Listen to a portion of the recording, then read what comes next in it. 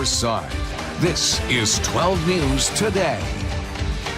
Richmond leaders are looking to pay up to make amends for a decades-old wrong. We have the details ahead of tonight's meeting as City Council votes on a multi-million-dollar restitution payment for Marvin Grimm. And Chicago is preparing for President Trump to make good on his threat to send National Guard troops there to crack down on crime. We have the latest as he's set to make a decision. And a development debate in Goochland could come to a head tonight, where residents can go to make their voices heard and learn about the proposal to bring data centers and a nuclear reactor to the county.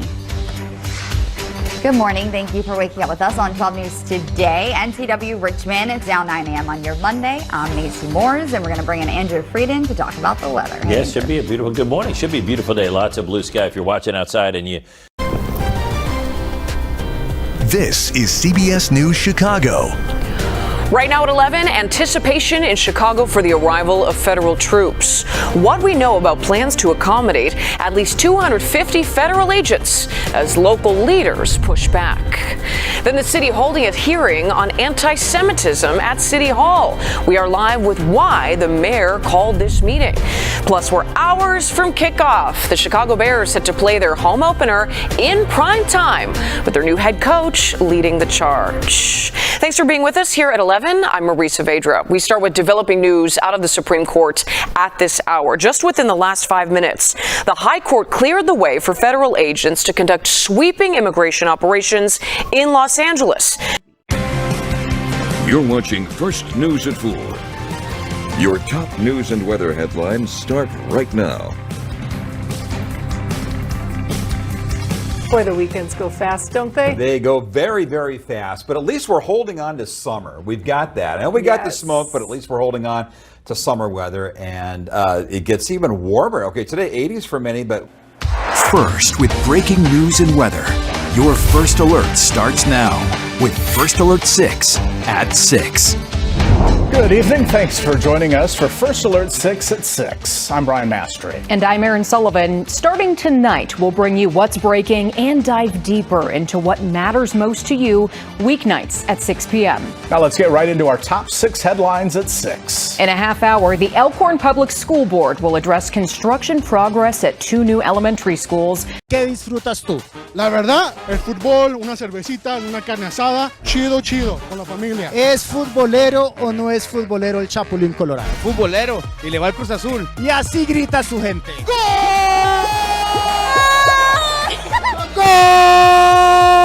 ¡Golazo! ¿Dónde vas a ver el Mundial? ¡Por Telemundo! ¡Colorado! Con la pasión y el corazón de nuestra gente vivimos el fútbol aquí en Colorado. Live, local, and trusted. KNOP News 2 at 6 starts now. The newly established North Platte chapter of the Sons of the American Revolution helped make sure a flag flies and is clearly seen in the original part of the North Platte Cemetery. And this week marks the 24th anniversary of the terrorist attacks on September 11th, 2001. This morning, Lincoln County Commissioners issued a proclamation in observance of the anniversary this Thursday. And it was a busy day in Lincoln County District Court. We take a look at some of the cases before the judge. Good evening, I'm Kent Winder. And I'm Victoria Norgard. Thank you for joining us.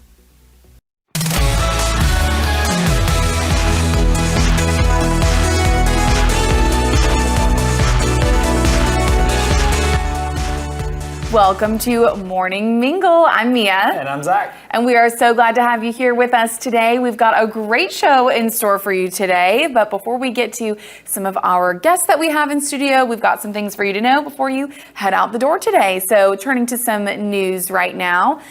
All right, men and the women who love them, listen up. From your hometown news leader, this is News 4 Live at Lunch. Good afternoon, I'm Mia Nelson. Thank you for joining us for Live at Lunch. Live from the most watched, most trusted news in the Panhandle, this is News Channel 10. At 5, a Potter County man's murder charge has been upgraded to capital murder. Bull Marco Ding was arrested in October of 2022 for shooting 3 in a home near Northwest 18th and Bonham Street. Now on Sunrise, a proposed Google data center to go in Franklin Township now in jeopardy, leading to a contentious final vote. We'll break down what changed after last night's City County Council meeting. And a severe alert sent to students on IU Indy's campus after a late night assault. What we know about the victim's condition and the latest from campus police. It's another cool start this morning, but we'll get a little bit warmer today and a little bit warmer day by day. We'll let you know how hot things get by the weekend. Live from 13 News, you're up with Sunrise. And good morning to you, 4 o'clock on your Tuesday morning. Hope you're having a great morning. Thanks for waking up with us. I'm Julia Moffett, along with Julia Brooks and Matt Standridge here this morning.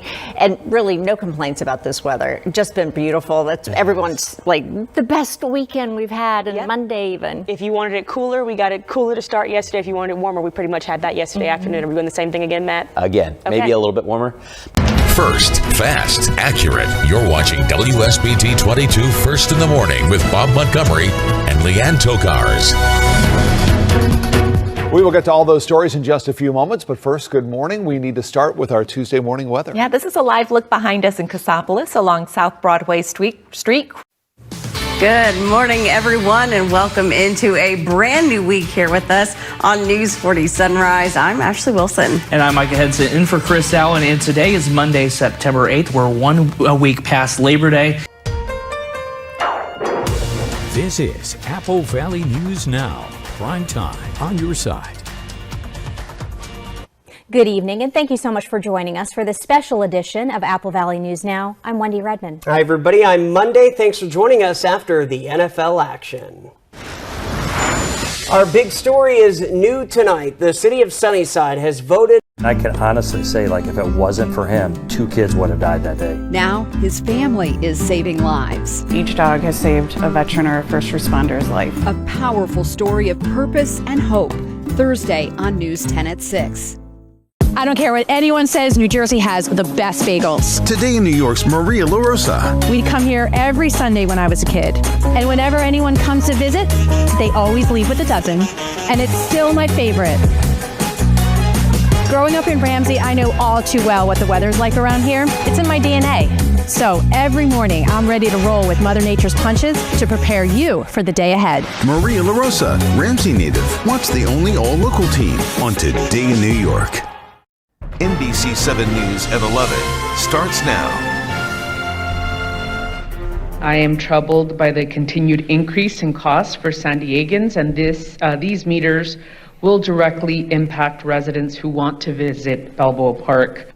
Okay, so a new twist tonight in the push for paid parking at Balboa Park. Just when it seems like a vote on parking meters was a formality, the vote was postponed after one council member switched a yes to a no vote, and another no vote was recorded. Good evening. Thanks so much for joining us. On this Tuesday night, I'm Mark Mullen. I'm Catherine Garcia. News 10 NBC at 11 begins with breaking news. A massive response to a pizza shop fire near 12 Corners in Brighton. We are live on the corner of Monroe Avenue and Winton Road, where smoke continues to billow in that area. Brighton fire officials tell us no one is hurt. That's the good news here. East Rochester and Brighton firefighters responded around 9 o'clock tonight. They're still there putting out hot spots. You can see that ladder truck up. No word yet on what started this fire. Live and always streaming. This is CBS News Detroit, getting answers. A chilly start across southeast Michigan today. Once again, grab a jacket. We are talking about a warm up, though, as we go through the afternoon, warmer than yesterday. And we'll talk about how much warmer the rest of the week will be next. And a 30-year-old woman is found dead in her home, and police are investigating it as a domestic assault. Everything we know about this case coming up next. And happening now at 6, the search is on for a group of thieves after they stole thousands of dollars worth of merchandise from a Detroit clothing store.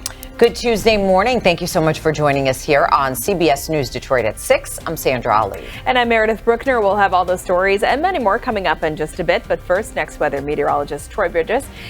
Tonight at 11, a Hamtramck city official caught on camera allegedly stuffing a ballot box with absentee ballots has a new role in the government. Our Julia Avan is in Hamtramck tonight with those details. Plus, a reward for information after a local mosque was vandalized. Tonight, we're hearing from the mosque's imam, who says this is not the first time they've been targeted. And temperatures cool down for another night, but not as far as before. Get ready for the warm-up. That's ahead. Live and always streaming. This is CBS News Detroit, getting answers. Now at 11, there's a new twist in the ongoing controversy involving Hamtramck City leadership. The person seen in a video allegedly handing over stacks of absentee ballots just before they were placed in a drop box has now been named the city's mayor pro tem. That decision came during tonight's city council meeting. Thank you for joining us. I'm Terrence Friday. I'm Shayna Humphreys. If you don't know, the mayor pro tem is pretty much the vice mayor, and that